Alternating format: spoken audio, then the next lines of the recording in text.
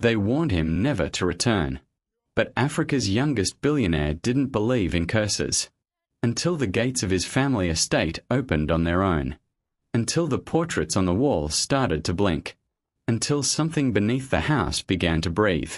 This is the story of Obinna Daramola, and the horrifying secret buried in the Red Earth Mansion. Speech balloon if you love chilling African tales full of mystery and suspense.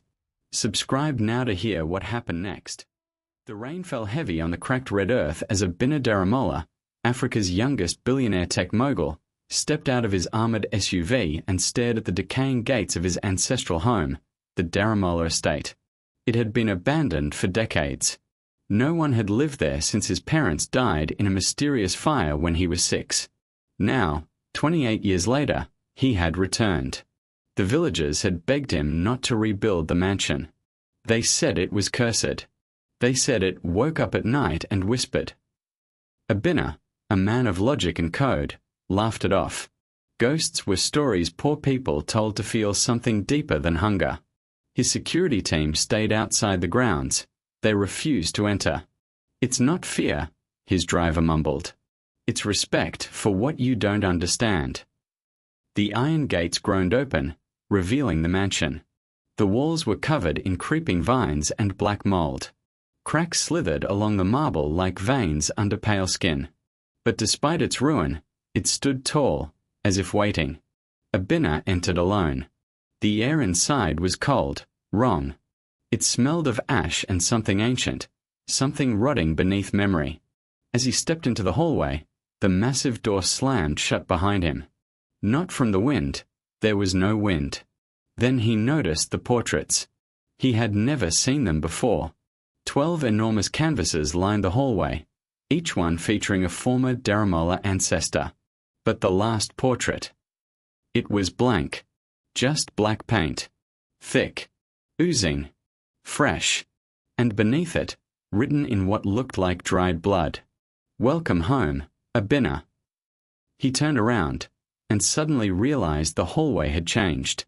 It was longer. Too long. And behind him. He could hear breathing. Obinna spun around, heart pounding.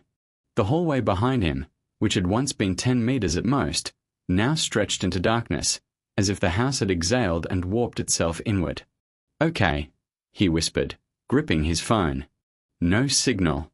He walked backward toward the black portrait, eyes fixed on the corridor.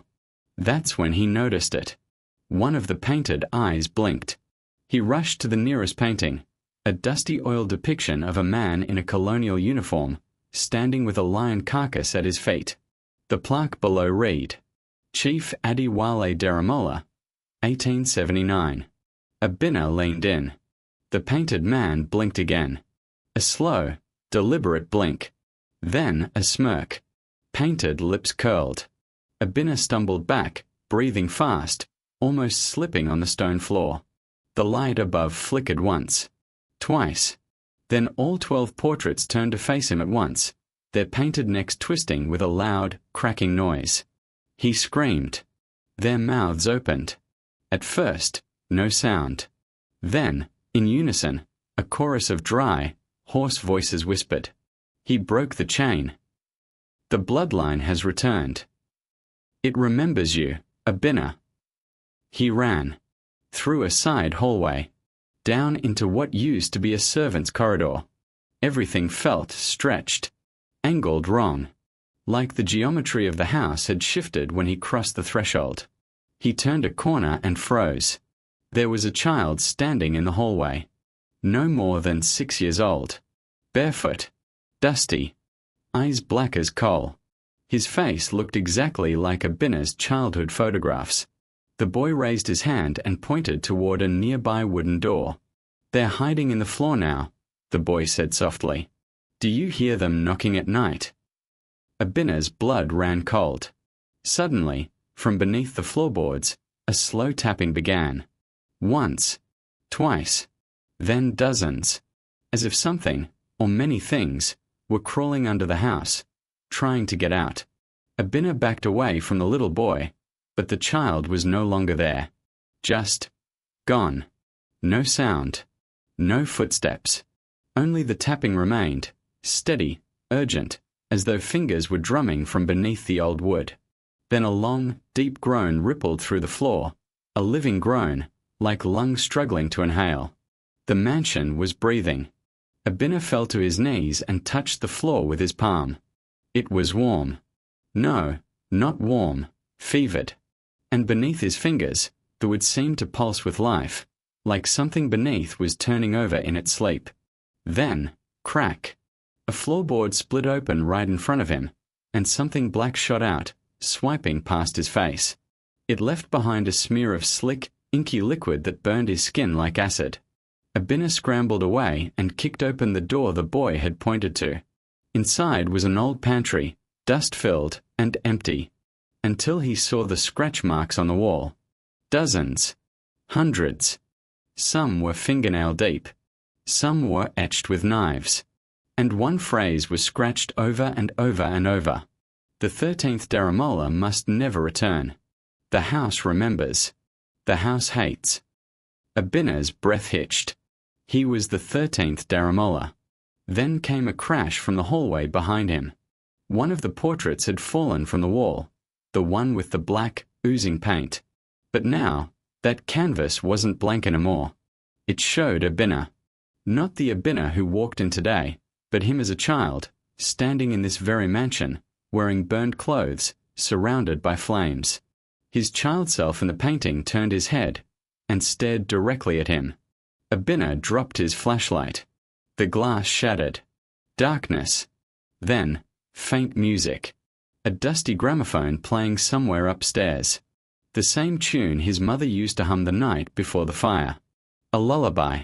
A twisted, slow lullaby, echoing from the second floor, where no one should be. The haunting notes of the lullaby floated down the grand staircase like a cold mist. Obinna's legs trembled as he stepped out of the pantry. The hallway looked different again. Narrower. The ceiling seemed lower than before. The mansion was changing itself, as if it were breathing in sync with his fear. He slowly ascended the stairs. Each step creaked, not from his weight, but like the stairs were groaning in protest, trying to warn him, beg him to turn back. The music grew louder. And then, words. A woman's voice, softly singing. Sleep now, my son, while the fire stays cold. Keep shut your eyes, or the truth will unfold. It was his mother's voice. He knew it. Not from memory. He barely remembered her. But his body reacted before his brain could catch up. His knees buckled. His eyes welled up. He felt 6 years old again. At the top of the stairs, the hallway was lit by a single flickering lantern. And there, at the far end, stood a door. Obinna remembered that room. It was his nursery. The room where he had slept the night the fire consumed his parents. The room the firefighter said was untouched by flames, despite being at the center of the blaze. The music was coming from behind that door. Obinna reached for the knob. But before he could touch it, the door slowly opened on its own. Inside was the nursery, perfectly preserved. Dustless. Blue walls. A tiny cot. A rocking chair. Toys scattered in unnatural symmetry. And in the chair sat a woman. Her back was to him. She rocked slowly, singing the lullaby. Keep shut your eyes. Mom, he whispered. She stopped rocking. Silence. Then her head turned 180 degrees without moving her body, bones cracking like dry branches. Her face was burned, melted on one side, but the eye was still wet, still blinking. Her lips parted to reveal blackened gums and no teeth. You weren't supposed to come back, Obinna. Now they'll wake up, all of them. Suddenly, bang. The closet in the corner of the room exploded open. A charred, clawed hand reached out. Then another. Then another. From inside the closet, something began pulling itself out. And the lullaby started again, but now in reverse. The reverse lullaby played like a dying music box, warping the air with every backward note. Obinna staggered back, eyes locked on the thing emerging from the nursery closet. It was no longer human. Its limbs were too long, unnaturally stretched, like someone had pulled the bones but forgot to grow the skin. Blackened flesh peeled at the joints. Its head twisted unnaturally as it crawled from the closet, dragging behind it something large and wet, a sack of flesh, stitched with human hair. It opened its mouth, but no sound came. Instead, Obinna's ears bled. A high-frequency screech that wasn't sound, but memory. He saw flashes of his mother screaming, his father holding a knife, a ritual circle burning in the living room, a memory he didn't know he had. "You were born in fire," the thing rasped, "and now you will burn again." Obinna turned and ran, out of the nursery, down the stairs, skipping steps as the mansion shook behind him. But when he reached the first floor, the staircase was gone. Behind him, a wall. Ahead, a hallway he had never seen before. It was narrow, lit with lanterns swinging on rusty chains.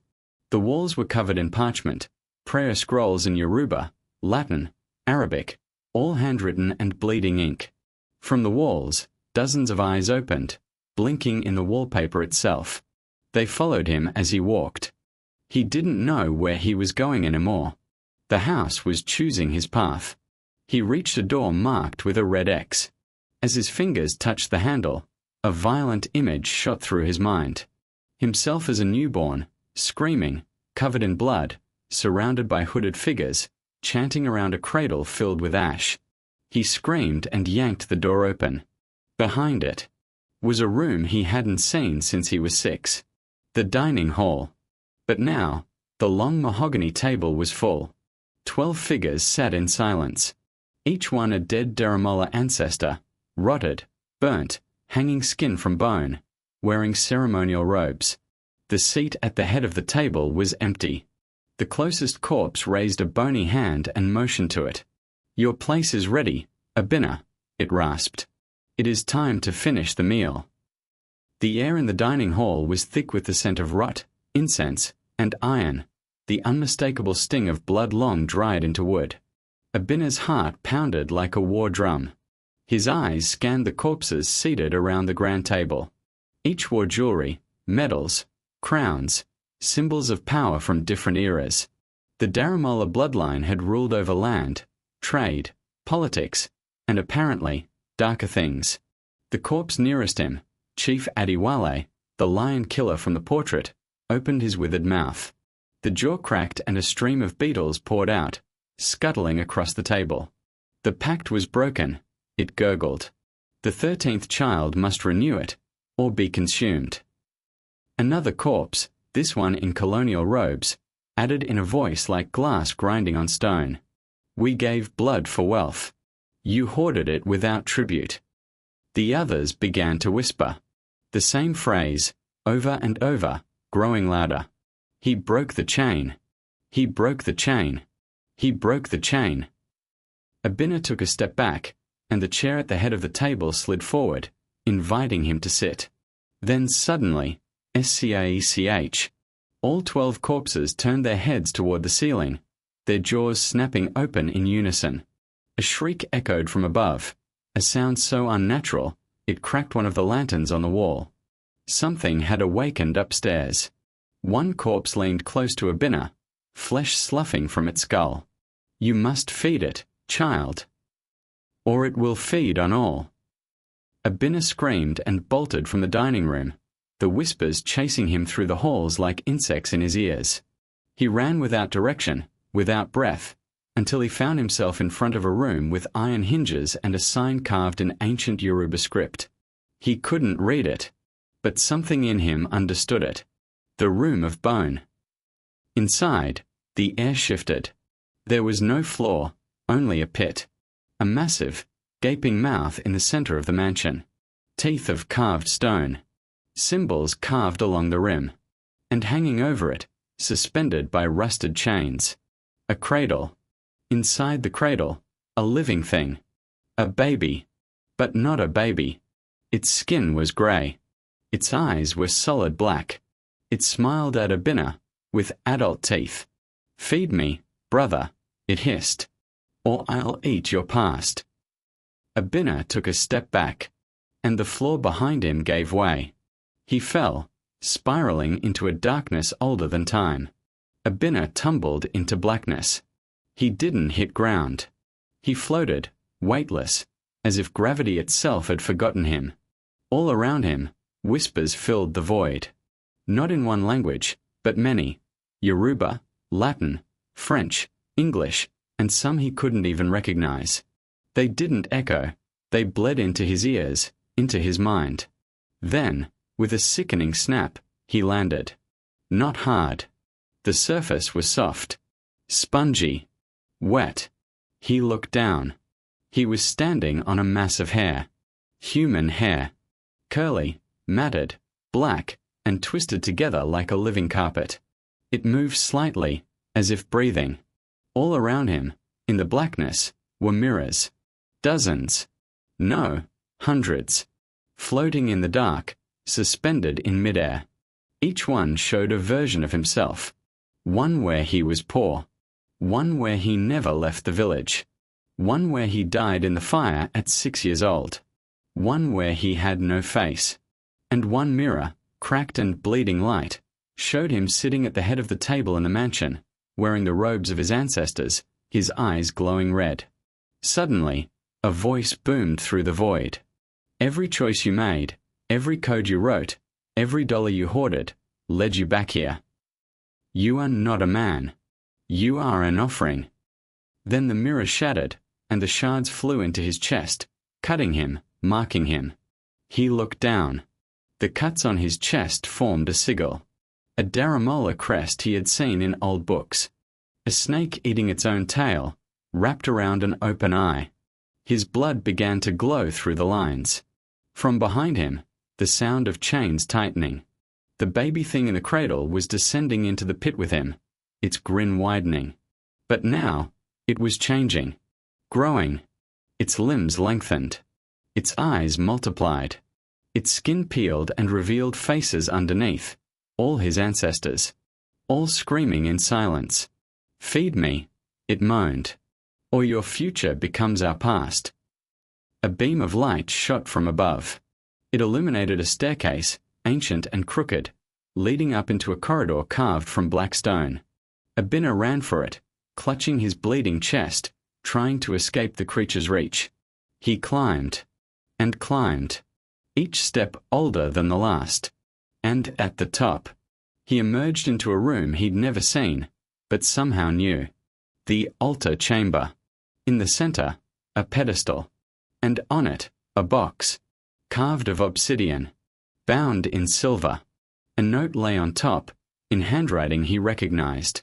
Obinna, don't open it, unless you are ready to bury the entire bloodline. Signed, your father.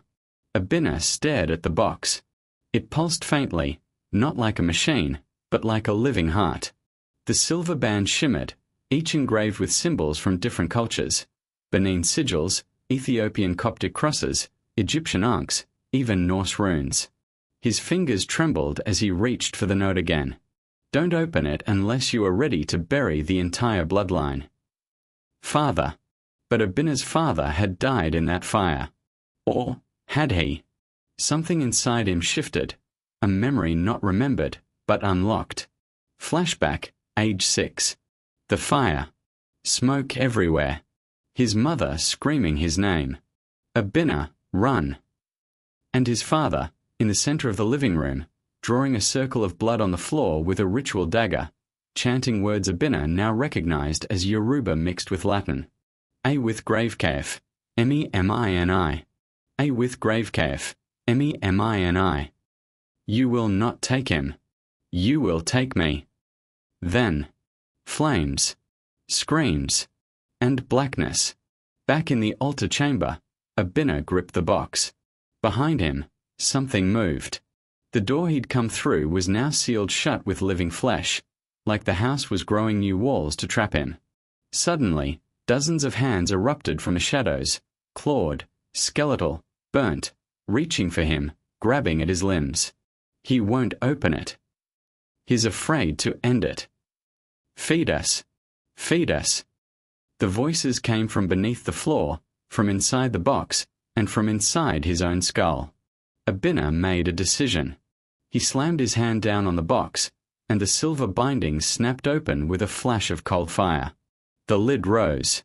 Inside was a tooth. But not just any tooth. It was the size of a human hand. Black, cracked, pulsing with light. And it was still dripping with saliva. Obinna stared in horror as he realized. It was a tooth of the thing beneath the house. The creature that his ancestors had fed, century after century. The tooth that had been pulled out, maybe in sacrifice, maybe in battle, and now was all that was holding it back. As the air around him curled inward, the temperature dropped, and the light dimmed to nothing. A new inscription revealed itself inside the box. Return it, or become it. And then, behind him, came the roar. Not of a lion. Not of a man. A roar that sounded like all his ancestors screaming through a single throat. The roar shook the chamber, not just the air, but the walls, the stone, Obinna's own bones. Dust fell from the ceiling. The pedestal cracked. The box snapped shut on its own, nearly taking Obinna's fingers with it. He turned around slowly. The door of flesh behind him had peeled open, revealing a hallway that now dripped blood from the ceiling, as if the house itself were wounded. And from that hallway, it came. The creature that had once been in the cradle had grown, grotesquely, impossibly. It slithered more than walked, its elongated body covered in human faces, all twisted in agony, some whispering prayers, others laughing madly. Its mouth was wide open. But not to eat. It was speaking. Obinna, return what was stolen, or take the burden of hunger. He backed away, holding the tooth in his shaking hand. It burned now, searing into his palm like a brand. What are you? He gasped. The creature's mouth twisted into something resembling a smile. I am the debt your ancestors never paid in full. I am the price of stolen gold, of blood-soaked oil, of iron sold for flesh. I am every scream buried beneath your wealth. Obinna shook his head. I didn't choose this. But you benefited. It slithered closer. Its faces began to chant. Obinna recognized some of them. Family members. Uncles. Aunts. Even his mother, her face tear-stained, mouthing the word forgive. Obinna turned and ran again, back into the twisting, living corridors of the mansion. The hallways had transformed once more. Now they resembled a catacomb, bones stacked into the walls, skulls used as candle holders. As he fled, visions flickered at the edges of his vision. A man being buried alive, wearing Daramola robes. A screaming woman giving birth in a circle of salt and fire. A room full of headless statues, all pointing at him. Then, at the end of a blood-soaked hallway, he saw a trapdoor. The same trapdoor from his childhood, where he used to hide when the storms came. Only now, it was glowing. Something pulled at his mind. A voice, not the monster's, but his own. His voice, but older. You've been here before, Obinna. Every life, every loop. This is your only exit. But it demands a price. He opened the trapdoor. A blinding white light poured out, revealing a staircase spiraling down into nothingness. And at the top step, written in chalk, only one soul leaves. Choose. Obinna turned. The creature was behind him. Waiting. Smiling. Obinna stood at the edge of the glowing trapdoor, heart pounding, breath ragged, the monstrous creature looming behind him like a god of famine. The words on the step pulsed softly. Only one soul leaves. Choose. The air was thick, heavy with the scent of blood, old incense, and something deeper, the stench of generational rot. The creature spoke, its 1,000 mouths in unison. You hold the tooth of the devourer. You are the 13th. You are the key. Obinna gripped the black tooth tighter. It vibrated now, almost humming like it was alive. Inside his head, voices fought for control. His ancestors. The mansion. The thing in the cradle. Himself. Suddenly, the glowing spiral staircase shifted. revealing 3 figures standing below. They stood side by side. Obinna's father, mother, and child self. But they weren't real. He knew it. They were projections. Fragments of his past. Or souls trapped, like his. His mother stepped forward, eyes kind but sorrowful. You must end it, Obinna. The family fed the beast to gain riches. It grows stronger with every life unclaimed. If you walk away, it resets. Obinna's father nodded, holding out a ritual dagger, the same one he used the night of the fire. You must give the house what it wants, or feed it yourself. Suddenly, from the shadows, the child version of Obinna turned to him. His eyes were hollow now, black pits leaking smoke. You were the sacrifice all along. Obinna dropped to his knees, head in his hands. 2 paths. 2 choices. Return the tooth to the mouth of the creature, end the cycle, but lose his own soul forever, consumed as the final piece of the blood pact. Walk down the stairs and leave the mansion. But the house survives. The curse continues. Another child. Another heir. Another horror. Behind him, the creature howled, and its true form began to rise. Massive, tower-like, dozens of limbs, wings of bone and fire, a crown of ribs and vertebrae. It let out a breath that extinguished the hallway torches and whispered, Decide, Daramola. Feed me, or become me. Obinna stood, clutching the tooth, the dagger now in his other hand. He looked into the glowing trapdoor, the 3 ghostly figures below waiting. And for the first time since he arrived, he spoke with clarity. No more cycles. He turned and stepped toward the creature. Obinna stepped toward the creature, each footfall echoing like a drumbeat from an ancient war ritual. The beast loomed higher now, filling the hallway, its form shifting like oil over fire, sometimes human, sometimes insect, sometimes a massive, skinless god. The mansion shook with anticipation. Obinna could feel the entire bloodline watching, their screams trapped in the wallpaper, their faces warped into the floorboards, their fingers curled in the chandeliers above.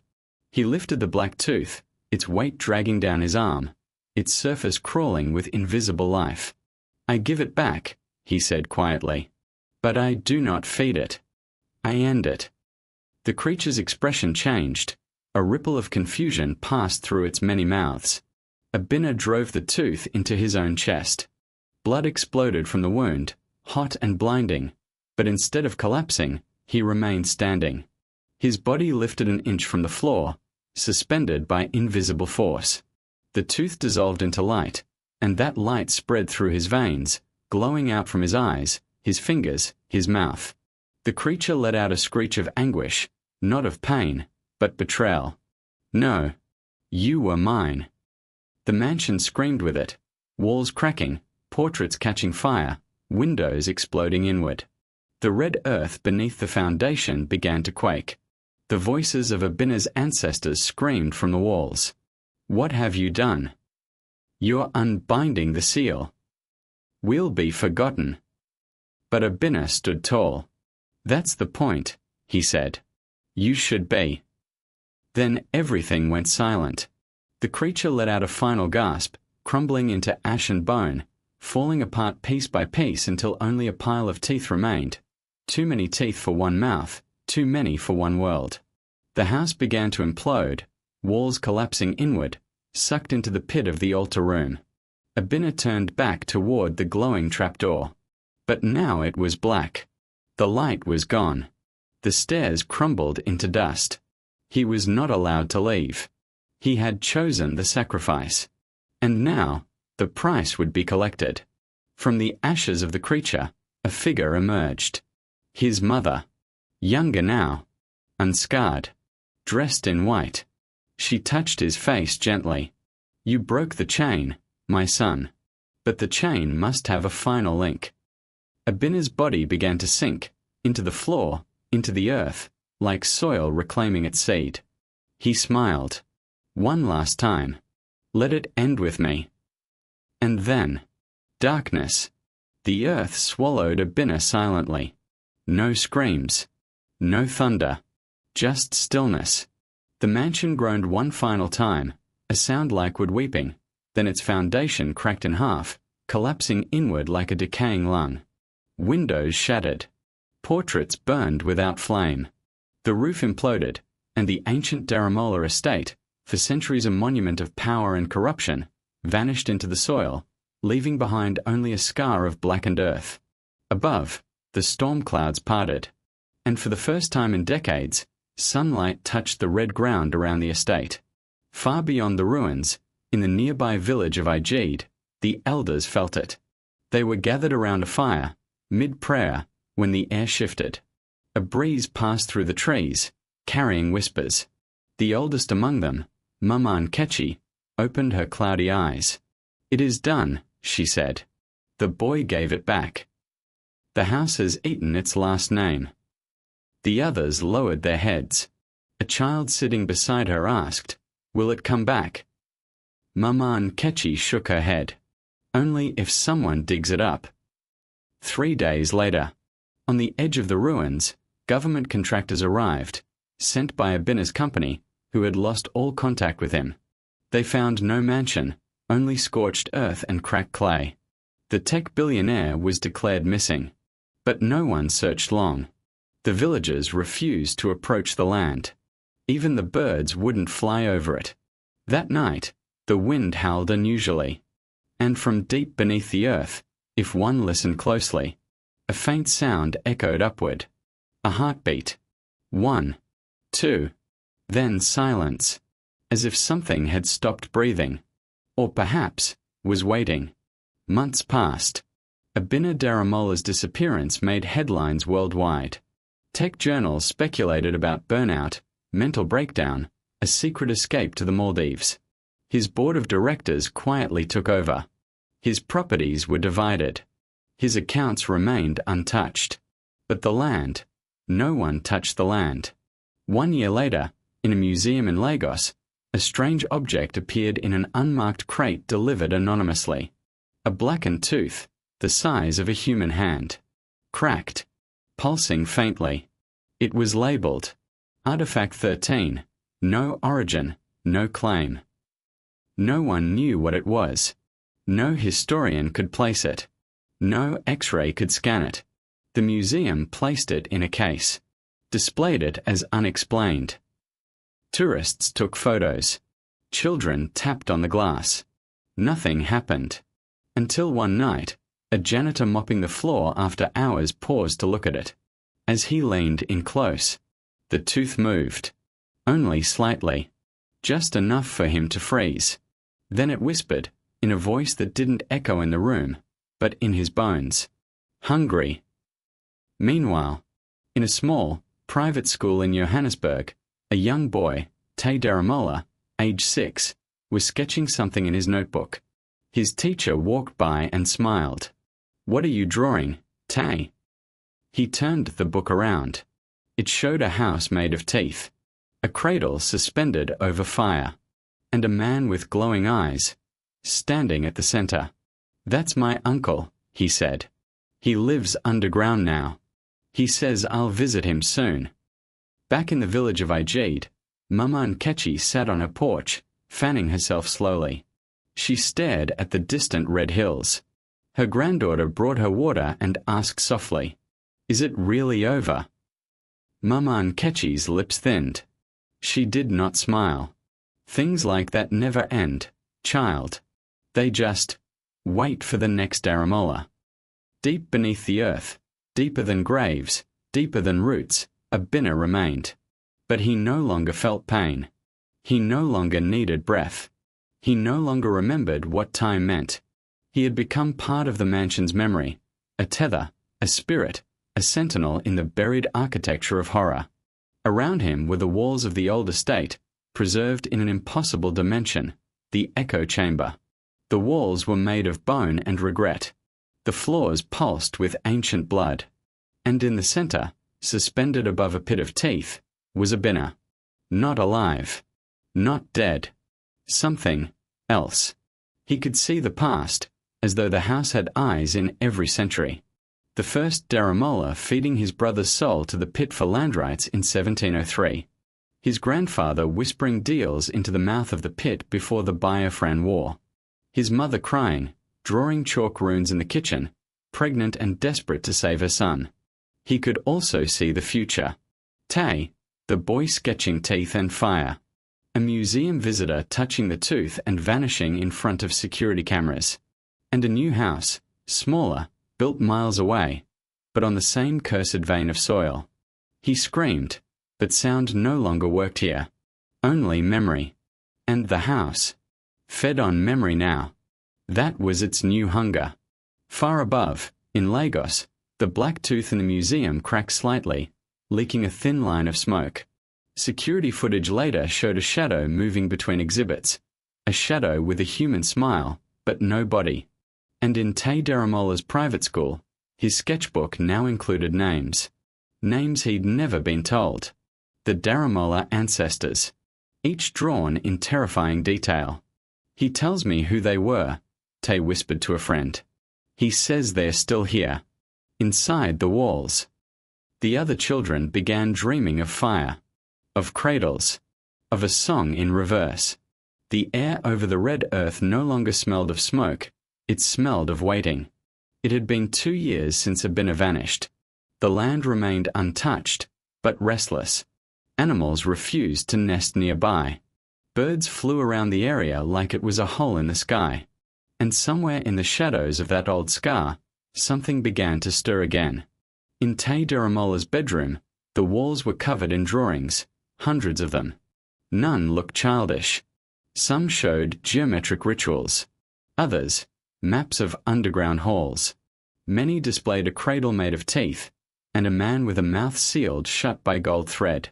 His mother, worried by his sleepwalking and long silences, had taken him to therapists. None of them could explain why he spoke perfect Yoruba in his dreams, though he'd never been taught the language. One night, during a power outage, Tay's nightlight flickered and went out completely. And in the darkness, he sat up and whispered, "He says it's my turn. He says the tooth was just a seed."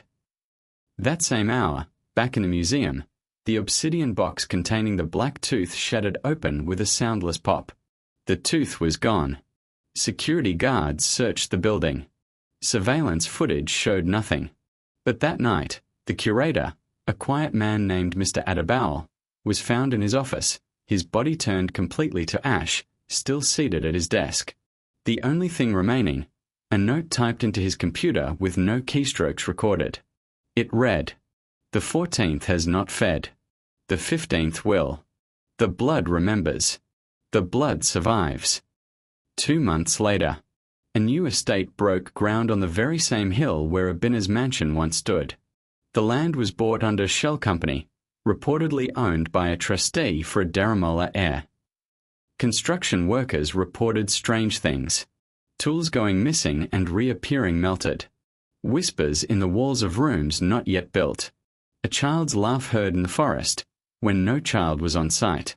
The lead contractor quit, saying, "The house is building itself. We're just watching."